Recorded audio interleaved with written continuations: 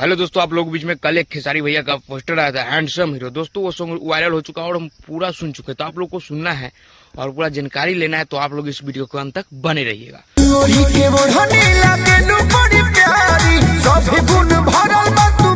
दोस्तों आप लोग को बता दें, खेसारी भैया का एक पोस्टर है हैंडसम हीरो। खेसारी लाल यादव वो सॉन्ग को गाए हैं एंड ब्यूटी पांडे जी वो सॉन्ग को गाए हैं और कश्यप कहर जी का वो सॉन्ग लिखा हुआ है।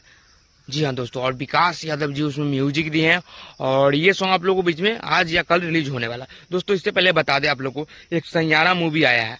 खेसारी भैया ने वो फिल्म का नाम गाना में डाल चुके हैं, हैंडसम हीरो में गाना में नाम डाल चुके हैं। प्यारी film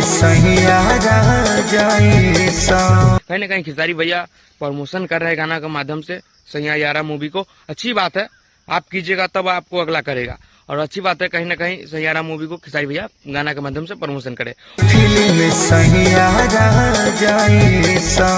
I love you forever. और दोस्तों आप लोग बताते हैं, जो हैंडसम हीरो है वो सॉन्ग अन्नपूर्णा फिल्म से रिलीज आज या कल आप लोगों के बीच में हो जाएगा। तो आप लोग कितना एक्साइटेड कमेंट करके बताइएगा। और दोस्तों आप लोग को बता दें, ये सॉन्ग कहीं ना कहीं ब्लास्ट हुआ, हम सुन चुके हैं और काफी कमाल का दोस्तों ये सॉन्ग है।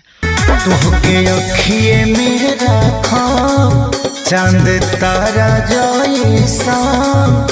और आप लोगों को बता दें कि मेरा कुछ दिन से वीडियो नहीं आ रहा था, तो आप लोग थोड़ा मैनेज कर लीजिएगा, इसलिए कि हम देवघर गए थे। देवघर आप लोग जानते होंगे, जितना भी देवघर नामी है, तो वहाँ हम गए थे पैदल यात्रा में।